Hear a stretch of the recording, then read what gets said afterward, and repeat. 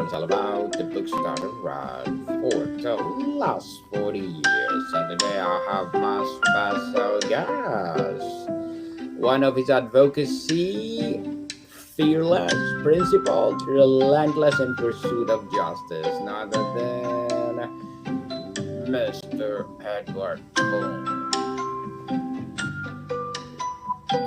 Welcome, Mr. Edward, on Book 101 Review. And can you please introduce more about yourself that I miss? Okay. Yes, I'm an attorney here in Tucson, Arizona. I do criminal defense work, um, also do juvenile delinquency work, and I've been practicing law for about almost 23 years, and I enjoy helping the public and representing people. Representing people for sure. And thank you so much for sharing your knowledge and wisdom to the world, Mr. Edward. And today let's talk about finding justice for children. So, tell us, when we talk about justice for children, what does that term encompass beyond just the legal system? Um, what does that term encompass? I think it's well for me. I mean, um, it encompasses getting the best outcome for their parents or for themselves uh, with a particular court case that they have going on. If they're charged with a crime or delinquency offense, it's trying to get the best result for people so they don't have their whole future ruined over certain events. And obviously, it's a case by case basis, and it just depends on um, each individual case. But I just strive to get. I'm results driven, so I just strive to get the best outcome that I can, whether I'm representing an adult or a child. Indeed. And what are the biggest systemic failures that prevent children from receiving through justice? Uh, what are I'm sorry, what's the question? What are the biggest systemic failures that prevent children from receiving a true justice? Hmm. Well, I think that sometimes kids can be um,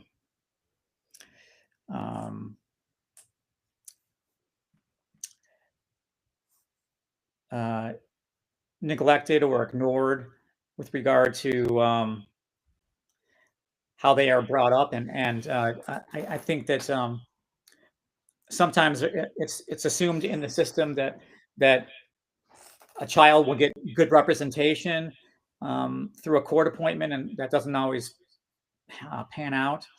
And sometimes the family can't afford to hire an attorney, so that leaves them in a tough situation.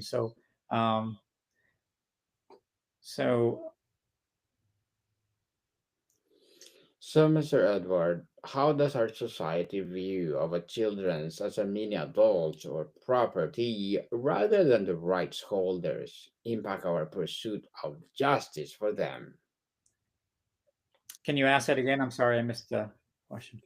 How does our society view of children as a mini adults or property rather than the rights holder impact our pursuit of justice for them? I'm not sure how to answer that question. How does a um, uh, impact our children? Um, so your question is are how society views children? Is that what you said? How society? Yes. How does children hinder the impact of pursuit of justice for them? What are the things that hinder for their success to aim justice? For their success? Well, I think that I think that having poor role models and lack of mentorship is what um, impacts kids the most. I think that if they're uh, often kids will do what their parents do. So if they have a poor role model or a poor example in their own household, often they wind up getting into the same kind of trouble that their parents did, and so they repeat cycles and uh, have similar challenges in growing up as a result, perhaps even growing up too fast or experimenting with drugs and things of that nature. I um, I think that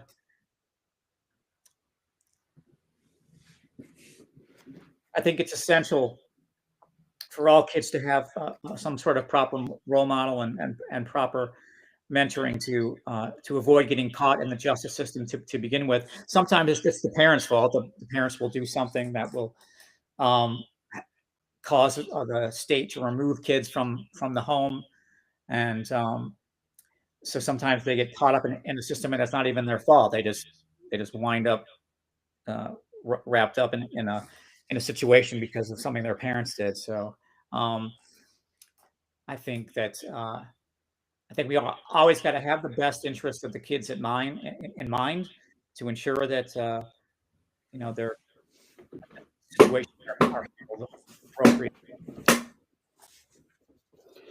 From a global perspective, what are the most significant barriers to justice that children in developing nations face compared to those in developed world? Well, yeah, I mean they're certainly going to have much larger issues with every meeting everyday needs. They're going to have problems with simple things like eating and having shelter and proper housing and clothing and all the basics, all the things that a lot of kids here take for granted. So they're going to have um, much more of an uphill climb in life in general than let's say that kids have here in the United States or Canada or other developed countries. So yeah, I would say it just makes things exponentially more difficult in undeveloped countries. Mr. Edward, how can legal and court process be made less intimidating and re-traumatizing for a child who has been a victim or a witness? How can it uh, how Less intimidating. how can it be less intimidating and trauma? Um, I just think it's I think it's all in how the adults handle the situation. So if kids need to be reassured that they're going to be safe and okay through a process. They need to be they need to have an advocate.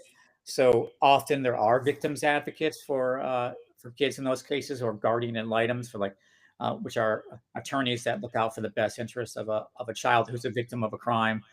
And so those types of guidelines or uh, um, tools are used to help make sure that that's not the case.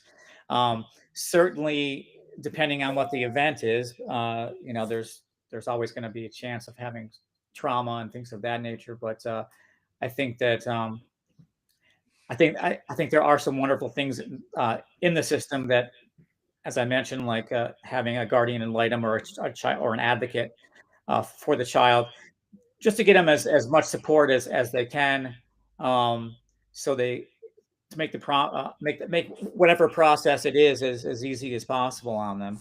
Um, so those things, thank goodness, do exist, and I think those are helpful. I guess if it's a really serious uh, um, issue like some sort of rape or something like that, I mean they're going to need therapy and all kinds of things, and may need therapy as adults their whole life. It just depends on uh, what happened, or what issues they're facing. What is the role of a child advocate or a guardian in Lithium, and why is their voice so critical in judicial proceedings? Um, yeah. So I mean, so in judicial proceedings, I mean, if a child has an advocate or a guardian ad litem, I mean, uh, their whole goal is to look out for the best interest of whatever child they're advocating for. So, um, it helps them. It helps the kid feel like there's a um, like there's support, like there's a team, or there's adults who care about them in the process. I think they're absolutely essential and do um, uh, help the kids, as I mentioned, feel some sort of stability and normalcy. So I think the roles are basically to be an advocate for the child, to look out for their best interests, whatever that may be, to make sure that their needs are being met, to make sure that they're getting an education if they're school age, to make sure that they're getting an education, make sure that they have clothing and housing and food and all the basics, and of course all the support going through the justice system as well. So um, it's uh, uh, it's good that we have those types of things, and they kids, in my experience, really appreciate them and are thankful that there are tools like that, or advocates or guardian ad litems involved in the case. In case of abuse or neglect, the system often aims for family reunification. Where is the line between giving a parent a second chance and ensuring a child's ultimate safety? Okay, so and the question is, what's the yes, the goal is often is always reunification at first. And what was the question specifically? Where is the line between giving parents a second chance? Oh, okay. Yeah, I mean, and I mean, I think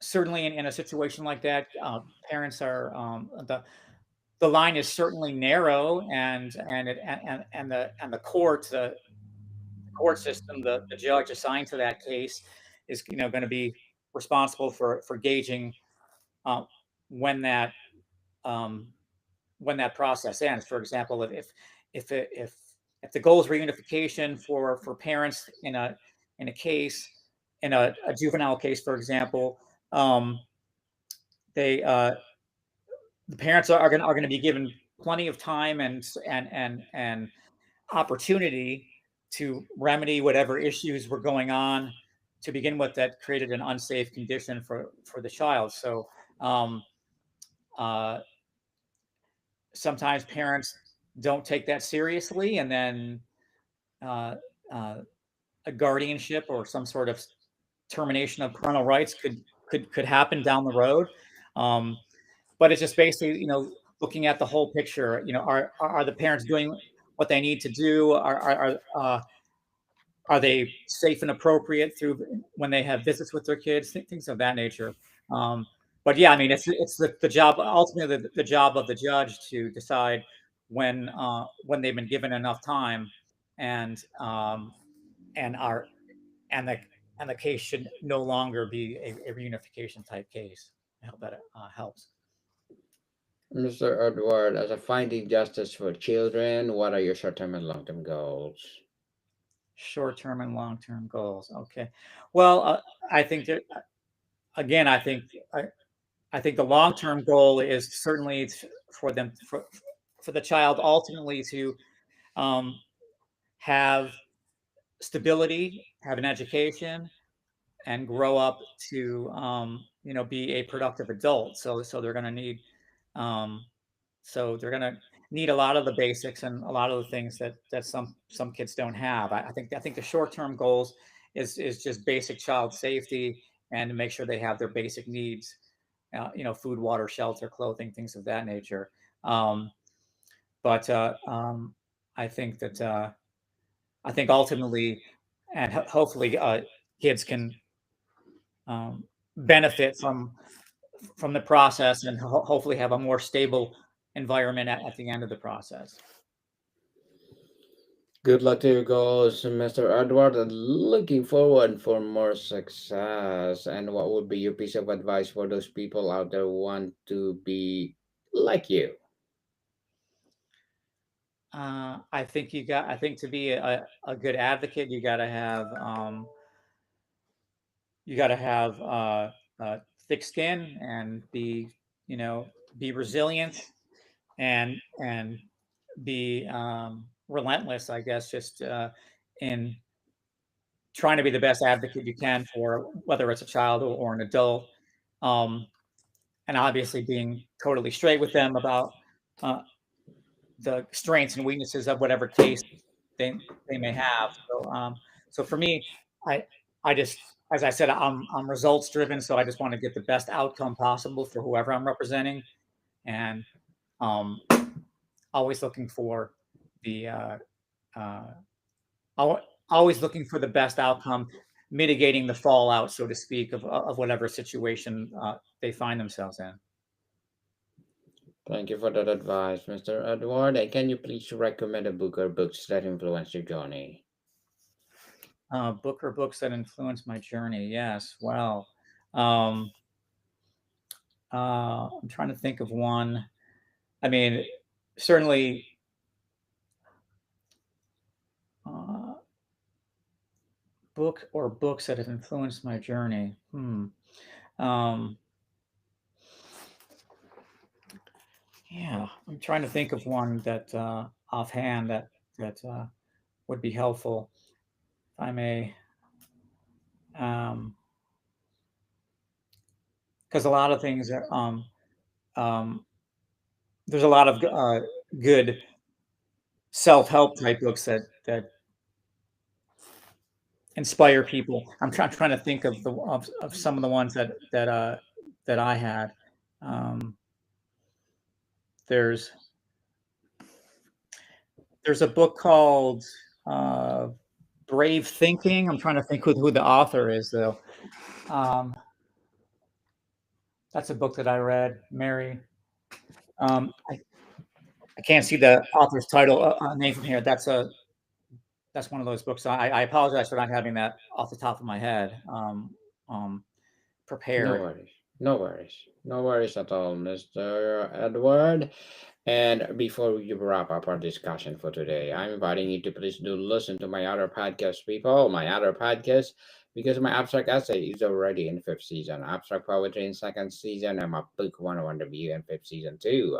Comedy 101 in second season, and my food 101 in fifth season as well. Geography 101 and fourth season, and my baby podcast, Law 101 and Mental Health 101, Love Letters in third season, and Movie 101 review and music 101 in third season, and science 101 and sex 101 in second season. Please listen to them wherever you listen your podcast.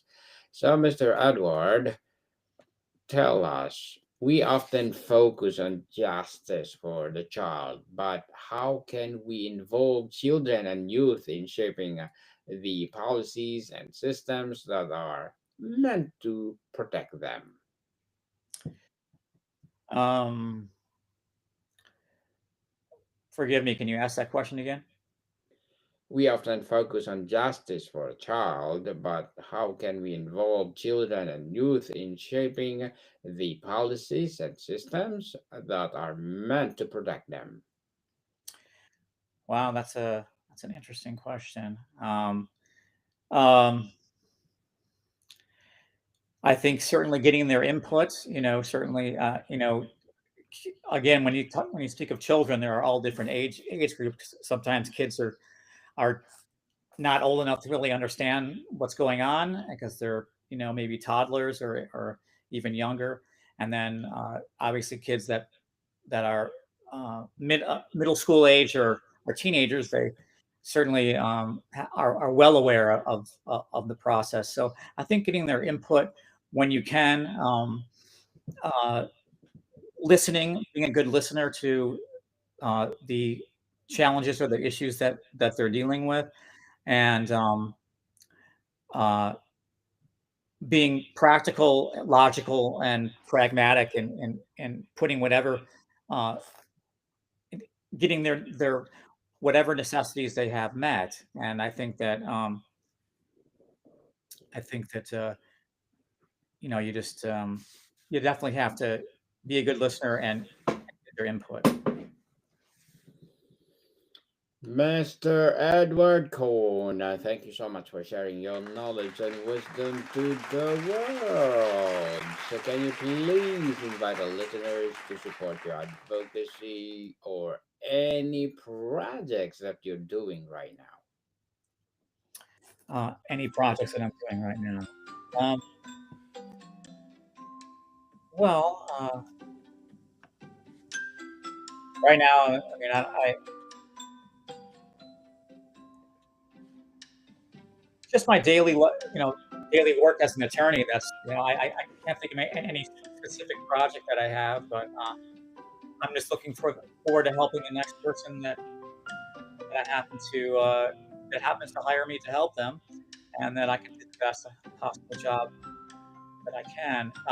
Yeah, I don't have any specific projects going on right now that I can think of. Okay, people, let's support Mr. Edward Cohn because if you support him, for sure, more and more empowering justice for children will rise. So, Mr. Edward, thank you so much for your time. Thank you, Daniel. Monica, people, see you soon.